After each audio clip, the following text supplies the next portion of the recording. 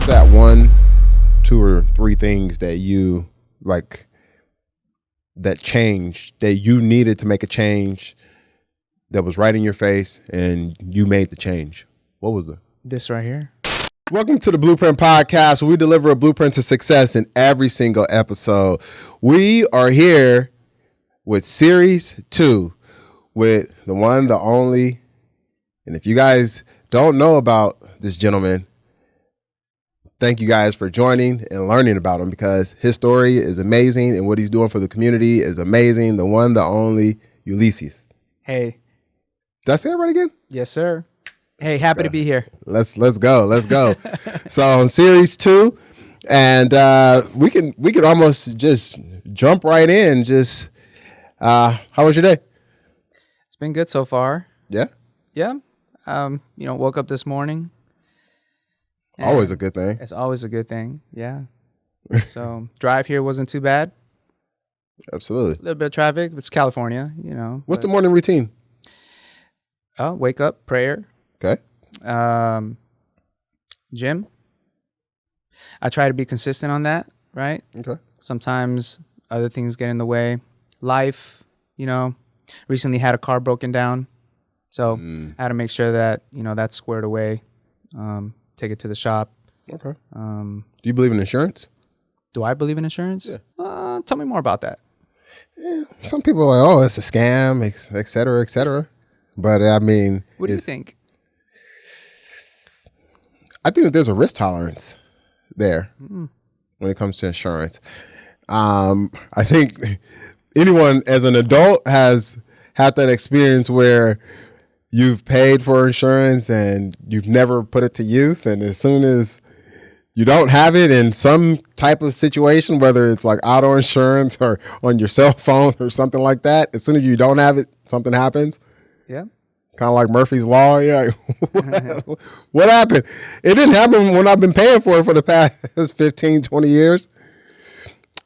I mean, it's one of those things where you almost have to have it. And then legal wise as well. I mean, we're talking about auto insurance. Right? Yeah. I mean, it's a risk.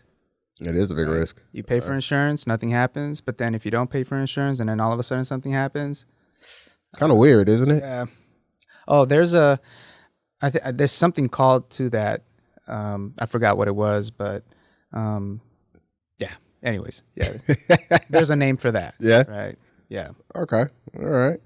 So, automobile issues, and then you had it taken care of, went to the shop. The reason why I asked if you believe in auto insurance, because when people purchase cars from dealership and things like that, it's like, don't buy the warranty or X, Y, and Z, and I have a different experience with that. So I'm just curious, just from an outside perspective. I would say insurance has worked for me.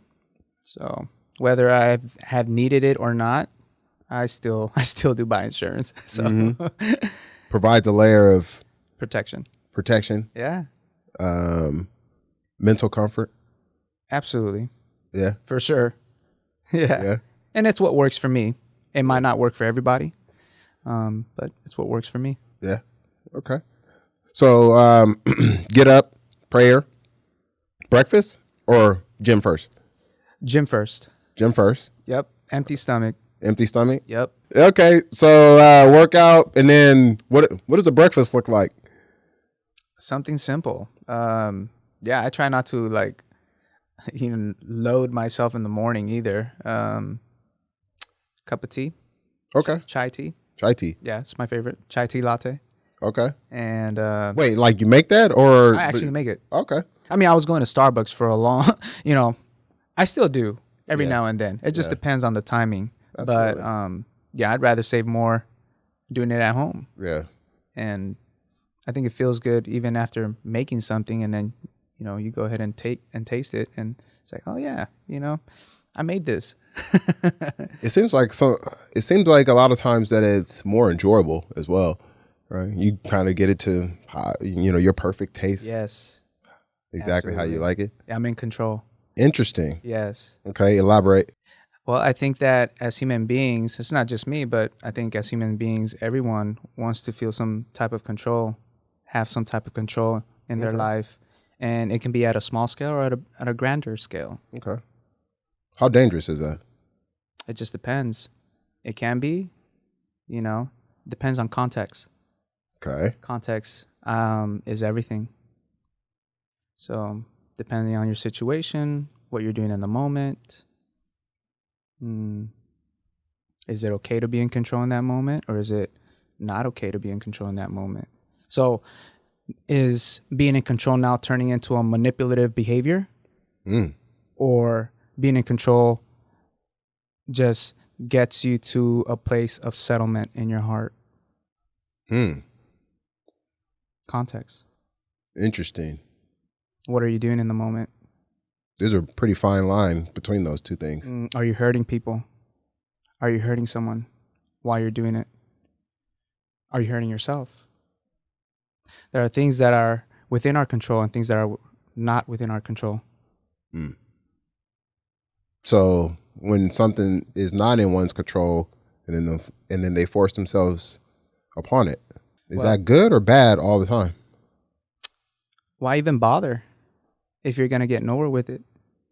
And you're only going to start building anxiety in your mind. And that will probably drive a person crazy.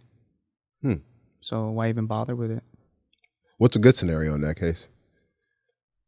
Well, I can perhaps give an example of real estate. In a real estate transaction, there are inspections that take place, visual inspections, even appraisals. Okay. Right? You want to obviously have good comps on a property. And obviously, when you're in a real estate transaction, you want the property to appraise. But what happens when it doesn't? Is that within your control?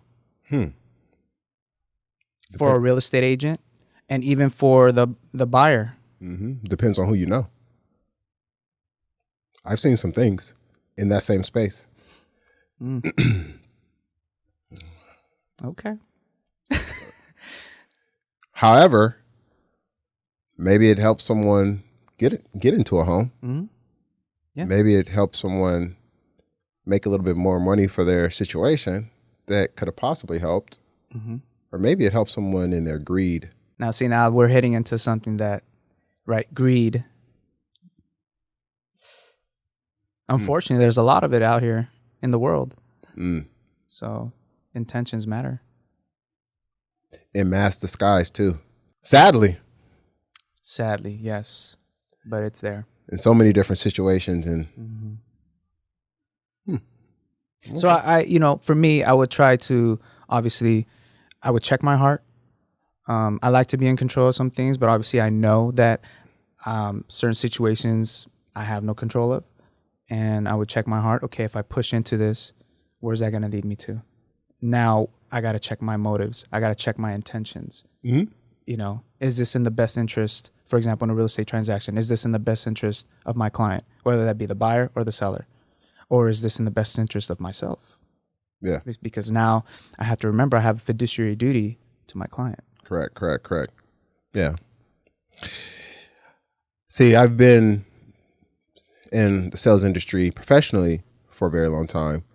And even growing up, I made products and sold them from like elementary school.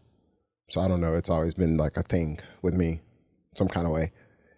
And I've trained a lot of salespeople throughout my professional tenure, many different places.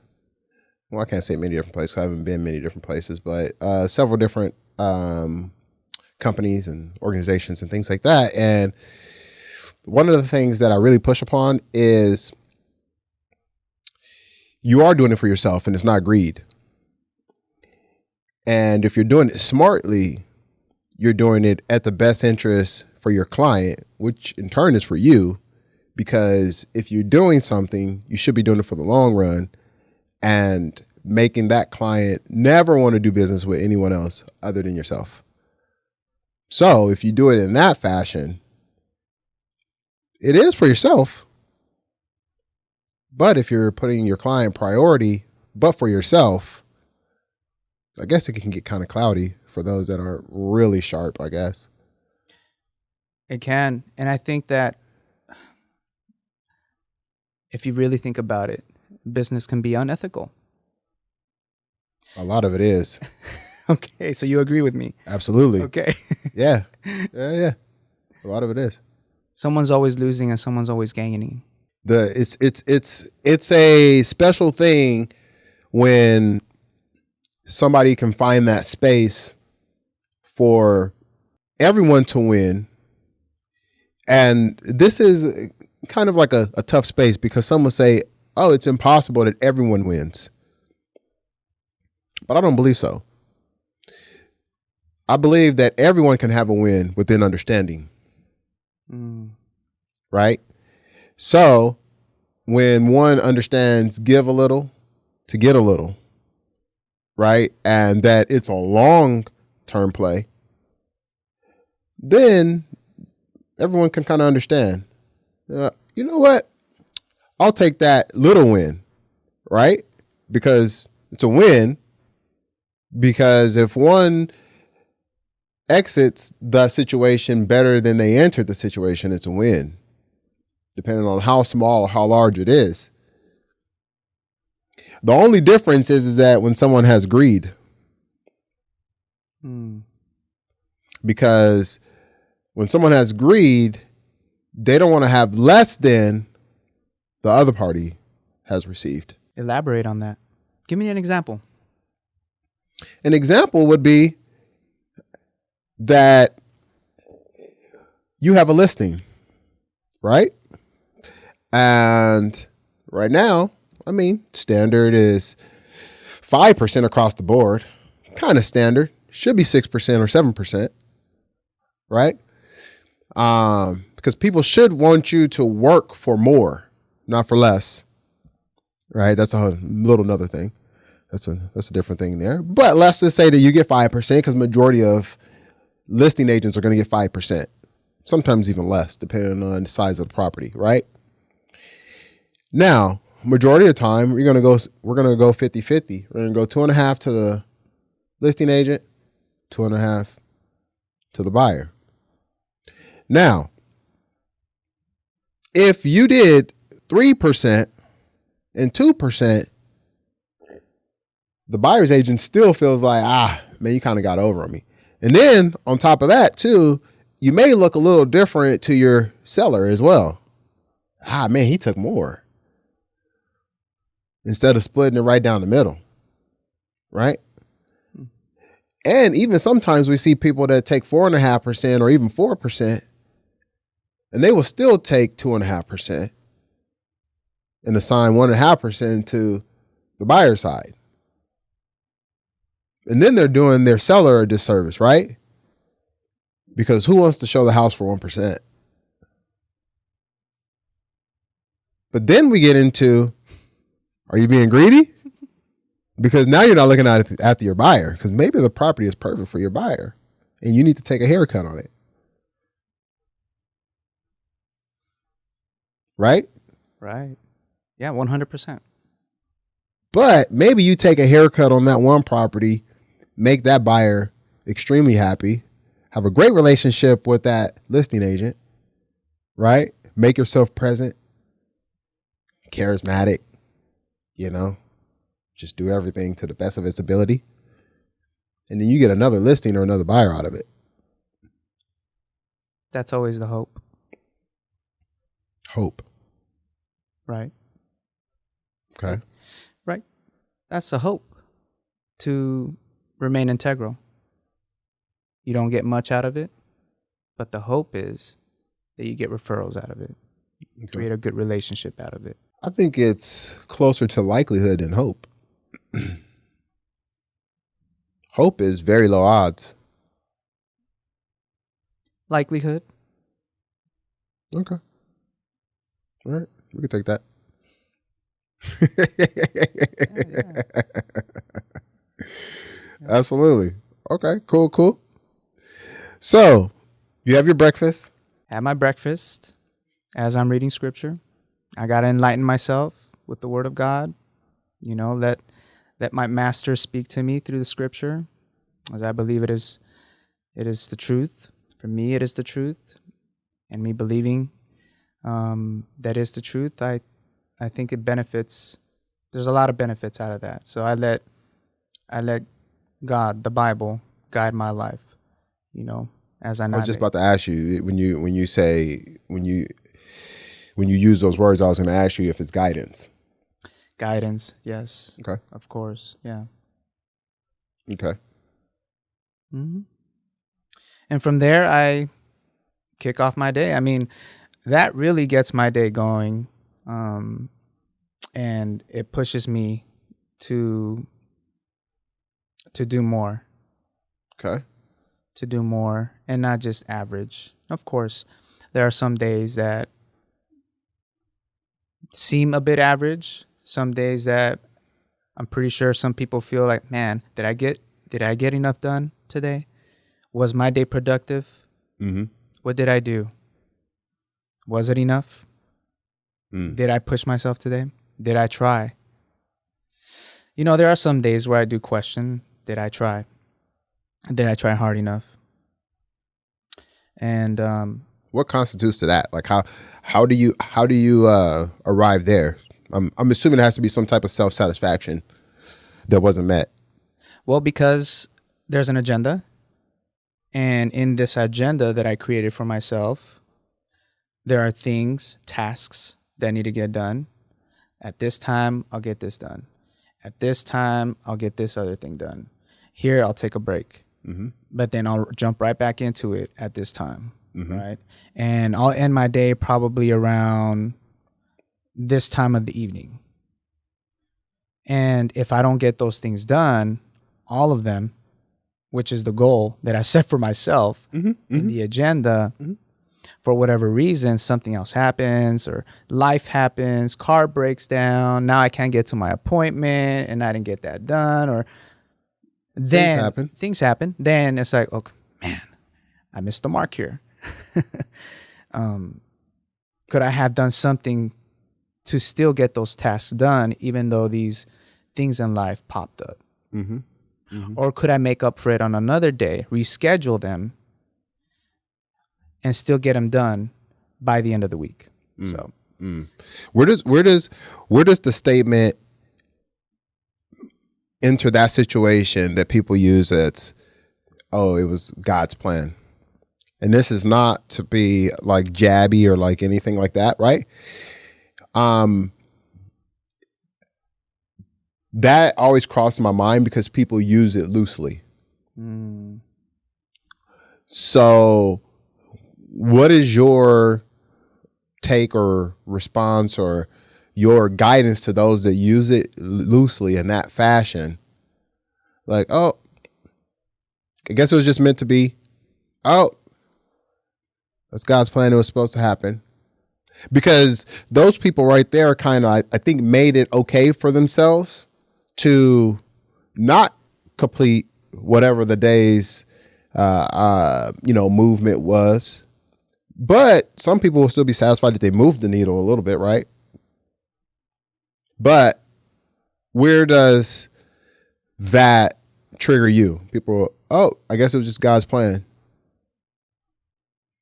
I think for me is when things start closing, where I'm trying to make things happen, but things just don't happen. They just close. Okay. So is that a sign? I call it, well, the doors didn't open for me here. I still pushed. I try to find ways to get around it. I see an obstacle, I find ways to get around it and still try to get it done. And even in those ways to try to get around it, where I believe I saw an opening or an opportunity to get that specific thing done, all of a sudden it gets shut down or it closes. But now I find another way. When those exactly signs, that's when for me, okay, I start thinking, well, maybe God didn't want me to do this. However, there are other times where maybe in that specific moment, I wasn't supposed to get that specific thing done or meet that specific person or be in connection or be in that specific atmosphere. Maybe it was later on down the line. Within time. So God's timing. So now we're talking about God's timing. Kairos. Okay. Which is outside of our time. How much of it is one believing in themselves? What's the mix? What's the mix between, and excuse my ignorance, what's the mix between that you want to do this and God guiding you? What's the mix? It can't be 50-50, right? Tell me more about the mix. Well, again, I think it's loosely used where someone says, oh, this is God's plan. I was guided by my powers to be. And then there's I want to do this. I believe I can do this. And then whatever obstacles that are placed in between you and achieving whatever that is have seceded against you. But you still want to push, and someone will say, oh, well, God's telling you don't do it, but you want to do it. Where's the mix? I really don't think there is a mix. It's free will. It's a choice, right? Some people call it being God, being within God's will, God pushing you to do it, God putting you in these situations so that you can do it, but you really don't want to do it. You really want to accomplish your own goals. You have something else in mind and you want to pursue that. Well, yeah, you can pursue that. Are you going to go through obstacles? Yeah, you are. Does it mean you're not going to accomplish them because God is not with you? No. You'll accomplish them out of your own will, out of your own strength. Okay. You'll get there. Okay. In due time. Does it mean that you're in God's will? Does it mean that that's what God wants for you? No. You're believing in yourself, yes. It's called faith. Okay. How much should you sacrifice? You're supposed to have faith. How much should you sacrifice as in saying, oh, you want to know what? I'm just going to go ahead and I'm going to go ahead and give up on this because I don't believe God is speaking to me for me to do that. I think perhaps seeking counsel before quitting. Okay. I think seeking wise counsel is good.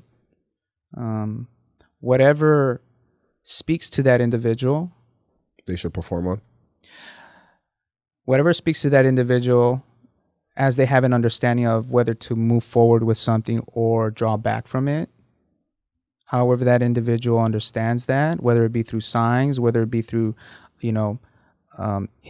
his or her immediate community or influence, telling them, hey, do this, don't do that, or hey, don't do that, but do this. I think if you do this and this, this will be the result. And they go ahead and follow through with that, and it happens.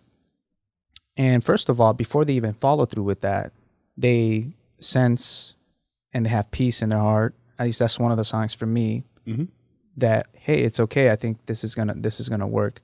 Well, now you put a little bit of faith to it. You believe in yourself. You believe that God is gonna help you. Or if you don't have a faith, you just believe in yourself. Look, faith works. Faith is a real thing.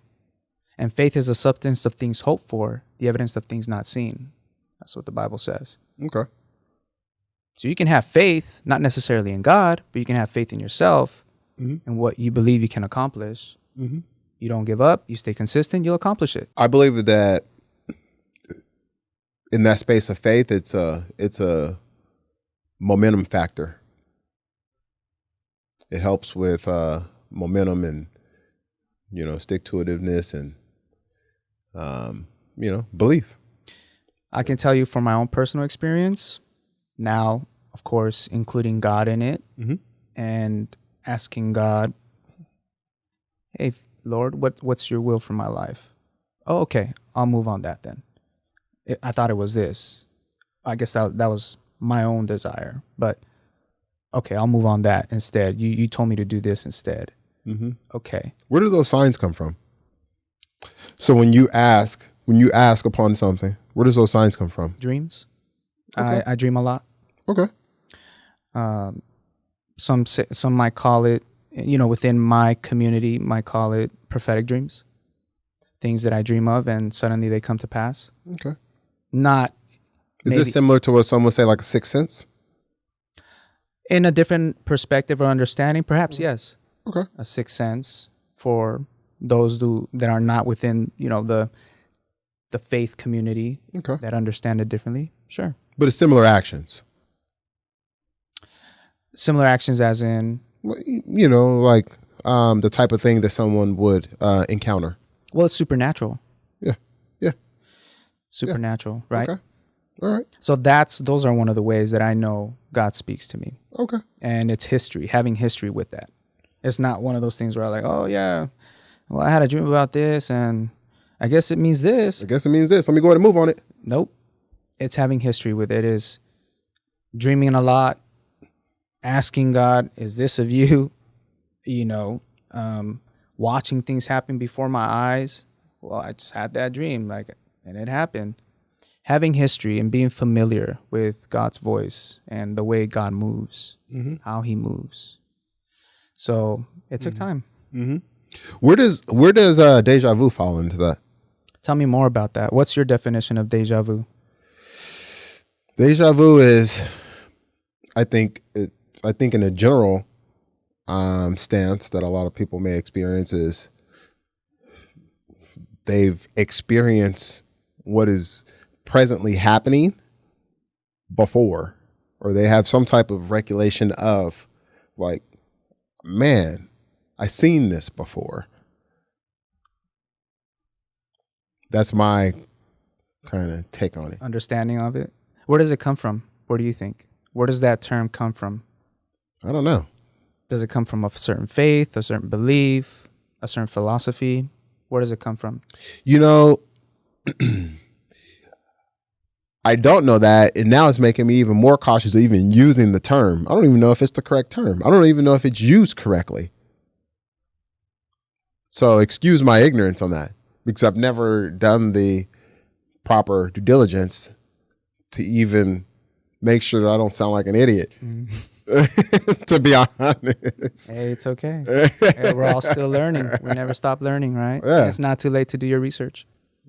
Absolutely. Dive into something. Yeah. And figure it out and find out what that is. How would you categorize or verbalize those type of experiences? Supernatural. And like I said, within my community, there's a term for that, and that's prophecy, prophetic. And that's how I would describe those situations. So supernatural, prophetic, miracles, signs, wonders. I like it. Okay. So yeah, it really depends on the community that you're in. Right on. Okay.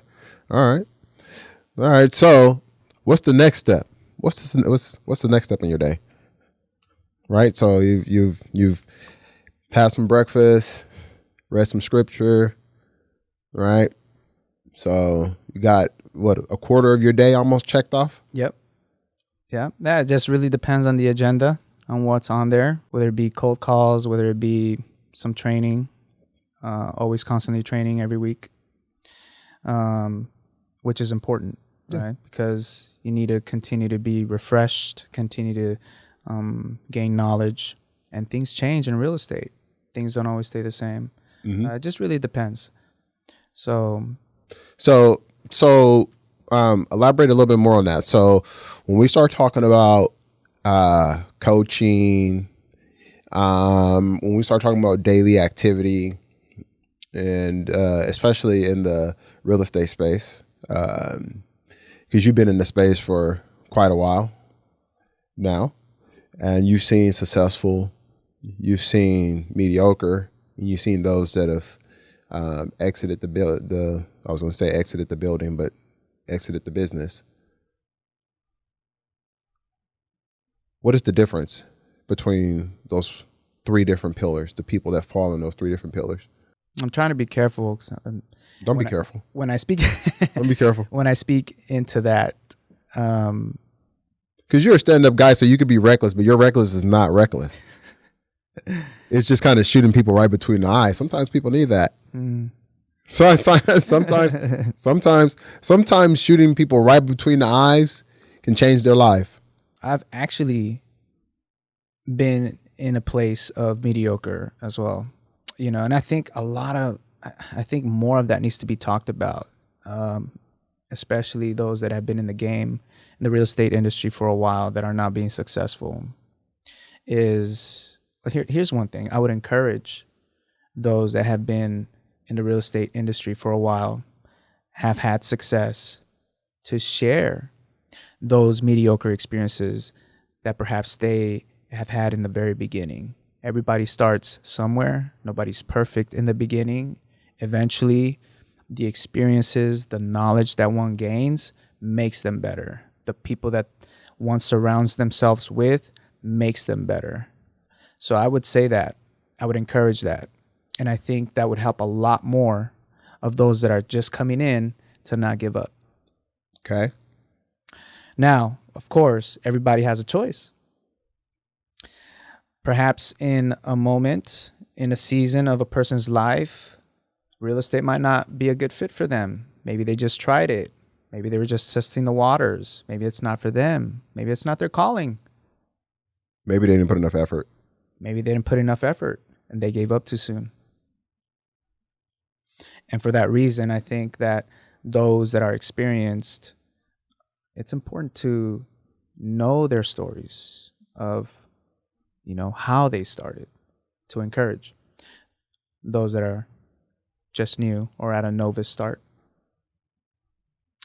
I hope that answers your question. So, activity-wise, daily, what does the day look like, and how different does it look from those that are in the 3 pillars that you've experienced? Because you've been around 2 well-known brokerages that have highly successful people making easily in the mid to high 6 figures, right? And then there's some people that are struggling to put food on the table in the same building, probably almost elbow to elbow. Isn't that interesting? Yeah. I've found myself in that end, struggling. I have found myself in that. And that's why I ask myself, did I do enough on this day?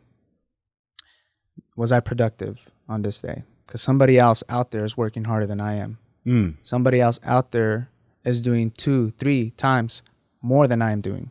We could be doing the same thing, but how much of it am I doing? And how much of it is productive? How much of it is concrete, that it works? Is it the quantity or the quality? Oof, it depends. Context. I think that's my answer. Interesting. So, what have you found to be successful in your case study? Consistency. It never fails. Okay. It doesn't. No matter what you do in life, in any industry, consistency. How long would you do something without receiving the result that you desire before you make an adjustment or change? Because some will say you gave up too early. And then some will say that you're beating a dead horse.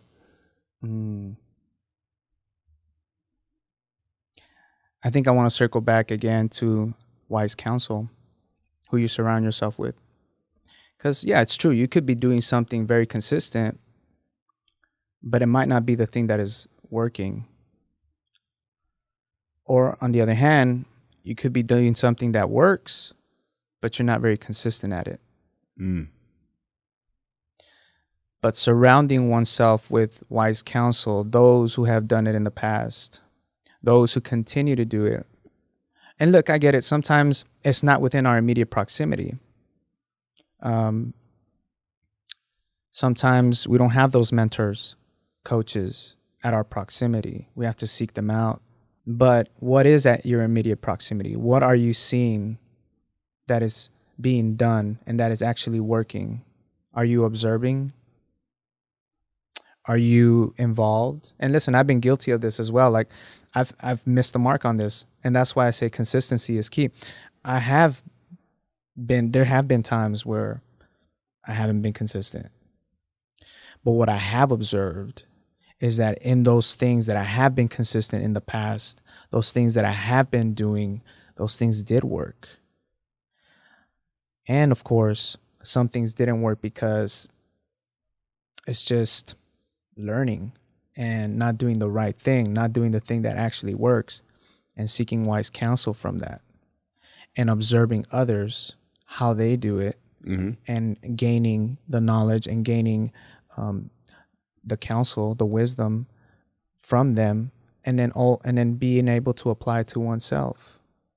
Then doing it and being consistent with it, and then it works. If there was 1, 2, or 3 things that you made an adjustment over last year, which was a tough year for a lot of people,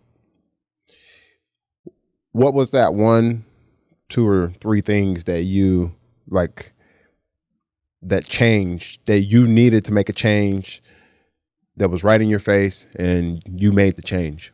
What was it? This right here, what we're doing right now. So you're saying like stepping outside of your box, like stepping outside of your comfort and getting on camera? Sure. This right here, or? Sure, yeah. That's this right here, stepping outside of my box, outside of my element, being uncomfortable, getting on camera, talking to you, talking to them. Oh yeah, which is what I didn't do last year.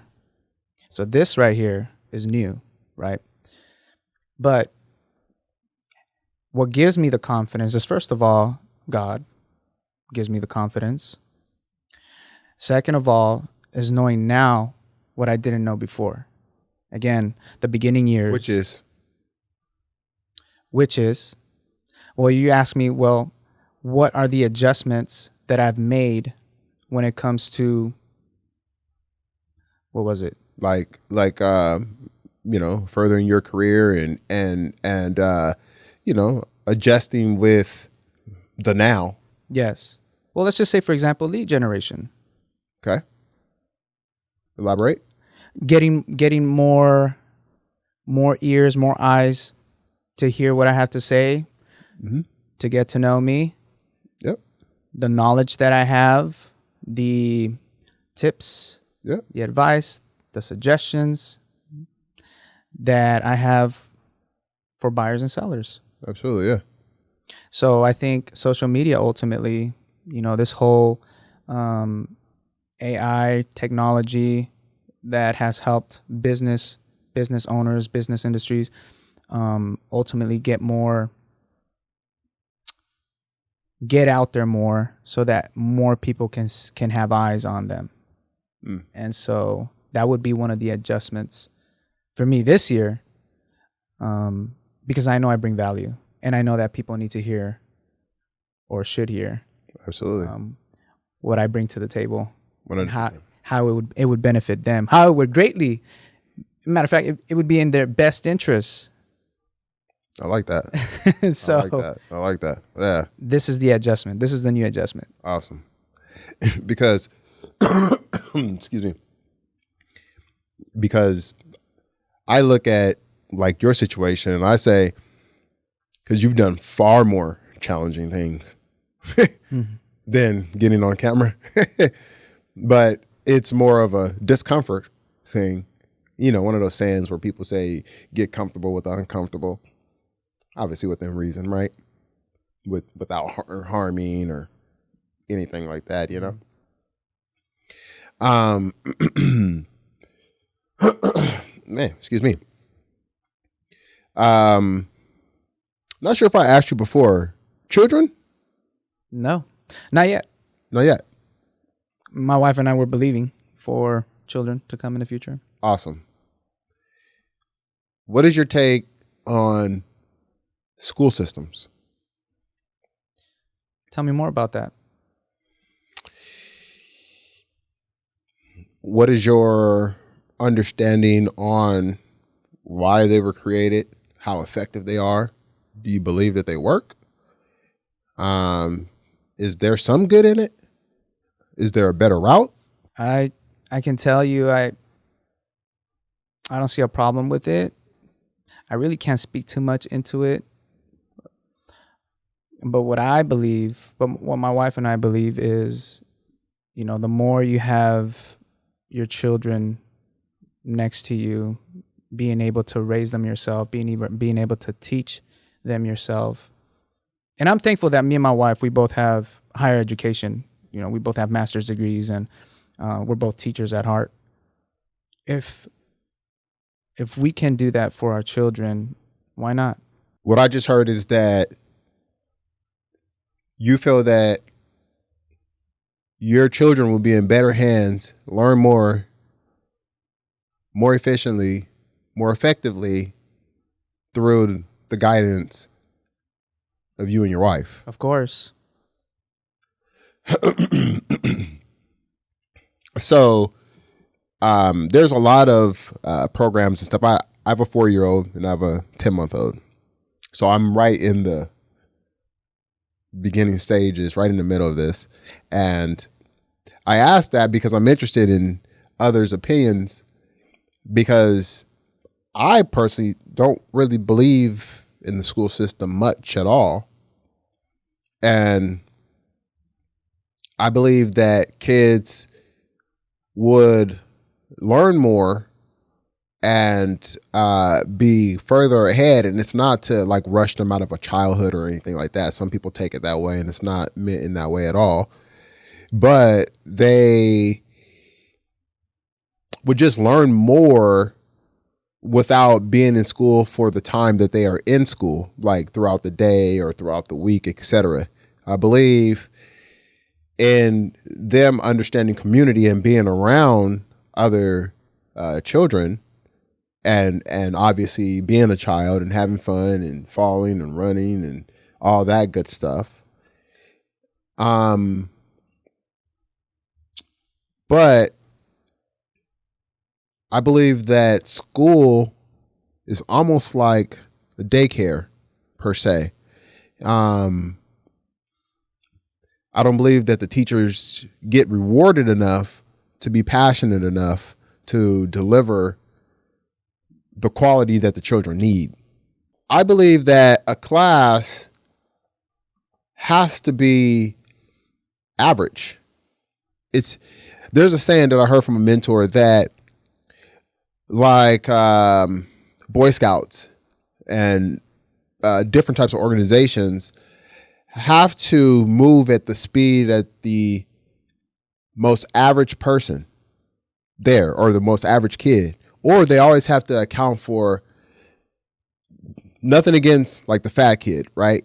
But they always have to account for the one that's going to run the slowest in the pack, right? Because I believe it's a similar saying like in the service, leave no soldier behind, right? So, which I don't have nothing against that. But as far as for when one is learning, especially a child, at the speed that a child picks up momentum and start to learn and start to comprehend things, I believe that they should not be, what's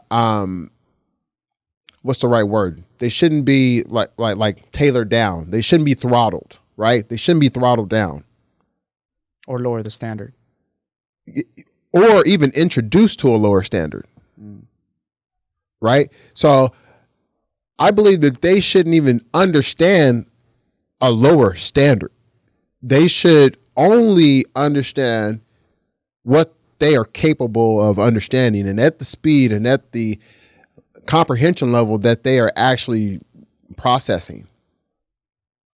It's one of those things where, yeah, like the kid should understand like hurt. Yeah, that hurt to a degree, right? Because then it could be the simplest thing that didn't hurt, but they correlate that falling equals hurt when they fell and didn't hurt.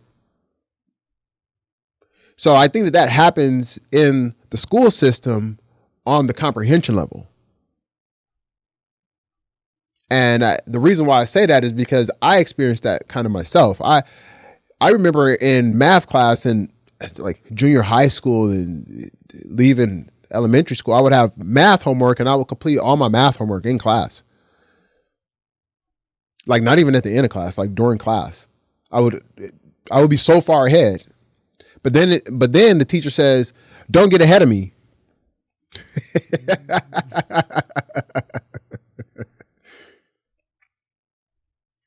Right? So you got punished per se for just moving at the speed that you were moving at. Context. Hey, look, there's a lot that we can go into. I mean, this can go many different ways, right? I mean, we can go into a rabbit hole on this, right? But for the sake of time. Absolutely. So I think that will conclude session number 2. And I'm leaving you with something to think about. And I think we will continue on our next section. We can revisit and see what you've come up with. Yeah, absolutely. Hey, shout out to all of you that are tuning in and watching this from wherever you are. I really appreciate that you're tuning in, and hopefully you can take some gems out of this. 100%. Once again, thank you guys so much for joining us here on the Blueprint Podcast, where we deliver a blueprint to success in every single episode. Thank you so much.